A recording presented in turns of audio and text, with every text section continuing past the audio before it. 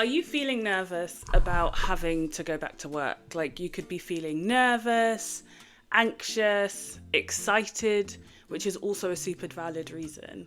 You spent 3 months, 6 months, 12 months at home looking after the baby, but now the time has come to go back to work. I'm going to be talking about that in this video. I know your time is short. If you're lucky, you've got a napper and you can squeeze this in for 10 minutes. If you're unlucky and your baby's glued to you, you're probably watching this with the subtitles. So you might be like, what qualifies you to give me advice about how to return to work? I've done it twice and it was not easy. If you're new to this channel, my name's Remy. I'm a mum, I'm a wife, I'm a doctor. I'm trying to start many side hustles and become an entrepreneur. And that's what this channel's about, my journey through this.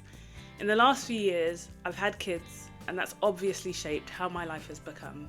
And I want to share with you some nuggets about how I've navigated parenthood, how I've navigated returning to work after maternity leave, and how I juggle it all, which I actually don't. And I've got another video that talks about that in more detail.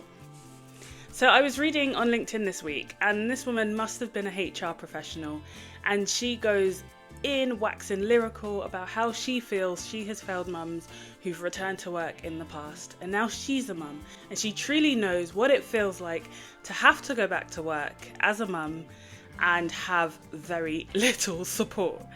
I remember telling one of my bosses, it's going to take you at least 6 weeks to feel back to normal once you come back to work. And I forgot. She went on mat leave. She came back 6 months later. She was like, oh, Remy, thank you for warning me. And I had forgotten I'd said that to her because I talk a lot. But when she said that, I was like, oh, that's reassuring to know that it's not just me. I work in medicine. I work in obstetrics and gynecology. And after my first daughter was born, I was on a ward round and a midwife hands me a drug chart, and I remember it like it was yesterday. I want you to prescribe me X. And X is something that I knew off the back of my hand before I went off for mat leave for a year. I had even done my exams on my maternity leave, so I wasn't completely away from clinical medicine. And when she handed it to me, I was like, oh my gosh, I drew a blank. And I was like, oh my gosh, I can't ask the people around me. I'll look like an idiot. Like, who doesn't know the dose of this drug? So I kind of like let everyone walk ahead of me. I checked on my phone. I found the answer. I put it on the chart. Because if I had forgotten that, imagine all the other things I'd forgotten. Now, my job is a tad bit serious in that lives are involved. For any job, having to do your day-to-day and forgetting like the basic stuff just because you've not done it for 3 months, 6 months, 12 months is a little bit stressful. And it's an emotion that's really hard to quantify. And again, let's be honest, you had a newborn who might be a 1-year-old who might not be sleeping, who might not be adjusting to nursery. You've got your partner who, again, has their own career. And you're having to juggle all of this in your head and not really speak to people because heaven forbid you speak about your kid at work because then you're that person that just talks about their kids. Or, you know, to the mum group who some of them have chosen not to go to work. So how do you actually return to work feeling prepared? Well, the answer is, I don't know. I don't know for your specific situation, but I'm going to share with you what I did, and I'm hoping that that will give you some tips and give you some encouragement about how to do it yourself. So the first point I would say is you need to be humble. You might have left work feeling at the top of your game, and you just really have to appreciate that that is not the person that's turning back to work. And you could do the return to work course, the kit days, so the keeping in touch days. You can speak to your colleagues. You can really be up on all the work goss. Your pie chart has changed, and your brain focus has changed too, in the sense that you may have previously just been all about your career, but now you've got your career, your child, nursery, home, cleaning, laundry, all of those things are on your pie chart. And you will determine what you want to focus on and what gives you the most joy. And that is okay. You do not have to do what everybody else is doing. And again, accepting that about yourself will make this transition much easier. Are you the type of mum that genuinely wants to be home and going back to work feels like a horrible decision? Then You will find ways to cope, discuss with your partner and see what works for you. Can you work part-time? Are you the type who wants to kill it in the workplace and is happy to do the 2 hours bedtime with the kids and then go full hog on the weekend, giving them your undivided attention? And that again is okay, because that helps you to determine the type of help you will need to be able to be that person. Firstly, figuring out what it is you want to achieve by going back to work. Be humble that actually you're going to have to relearn some things. It's going to help you kill it once you're back. I'm going to interrupt this video right here and ask you to help me out and give it a thumbs up, click the subscribe button, and also click the notification bell. The next point is you need to ask for help. There should be formal channels of help within your company, like all the HR teams should be het up on this. There should be formal return to work channels. So I did keeping in touch days. You would do 10 keeping in touch days and you go in, you shadow and things like that. Also within medicine, as a trainee, you can go back to work for sort of like a shadow period for 2 weeks or so. And there is funding for that so that you can slowly get your feet wet and get back to what you're doing. But also you need to be able to lean on your colleagues for help. And the help will come in various forms. And like I said, let's be realistic. If your child is at nursery, the first 6 months they're going to be sick. It's a cesspool of infection.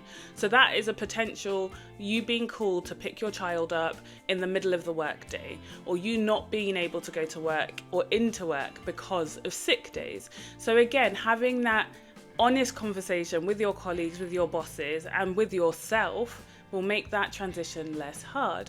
With your partner, you can be like, whose turn is it this week to pick up the baby if they're sick? So then it's not just on you and it's not just on them.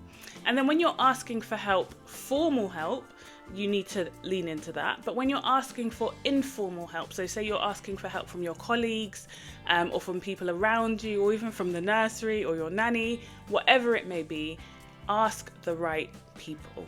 So in my experience, people can be douchebags about women coming back to work.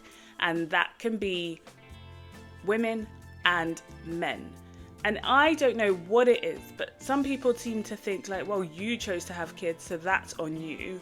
And it is to an extent. So don't ask those people for help. Ask the people who may have gone through it before themselves. So is there a senior person in the workplace who's had children, has had to take time off, has had to take parental leave? Again, it could be male or female. Those are the people that you go to for help so that you can transition back smoothly, lean on someone, have a mentor who is juggling parenthood and working. And that's the type of person that you need to ask for help. I remember being at work, I was literally back 1 or 2 weeks, and I came across a case and I didn't really know how to handle it. And I'd already asked the consultant for something and I didn't want to go to the consultant again because I didn't want to look like an idiot. So I went to my colleague who was about the same level or maybe a year below me, and she looked at me, she said, I don't really know. I mean, you're more senior, you should know better.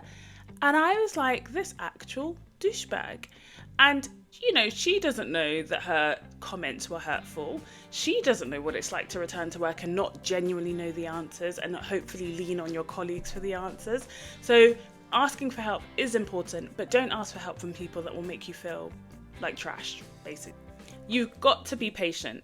You have to be patient because you actually have this. You know what you're doing. You are capable. Many women have done it before you and many women will do it after you.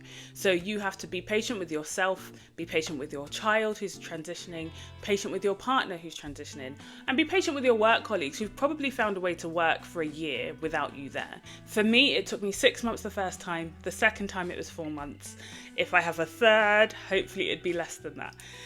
But like I said, it will be different for different people as well. It will depend on how long you've taken off, what type of job you do, yada, yada, yada. So I don't have much time because my child's coming knocking, and I'm going to leave you with my final point. In this transition period, take joy in your life outside of work. Whatever feelings you're feeling, journal them, document them, reflect on them. But just take joy in life outside of work. You have so much going for you and your work doesn't define you. And even if on your pie chart that your work is your priority, which again, I am so happy it is that for you, take joy in the little things. Enjoy the weekends, enjoy the evenings, work out, sleep well, all of these amazing things. And that is what's going to make you a more wholesome person during this transition period. And when you get to the point that you are happy, that you have worked, you're back in work, you've got a routine, and your colleague is coming back from mat leave, please, please, please remember how crappy it was and be nice to them. And that is where I'm going to end this video. I hope you found it useful. Please share your experience in the comments below. Let me know how it was for you returning back to work, what you're anxious about. And I'm going to hopefully share some tips and tricks down below as well. If you have liked this video, please, please, please, please, please give me a thumbs up, like it's necessary. Subscribe to my channel, engage with my other content. I really do appreciate it. Thank you so much for watching, and catch you in my next one.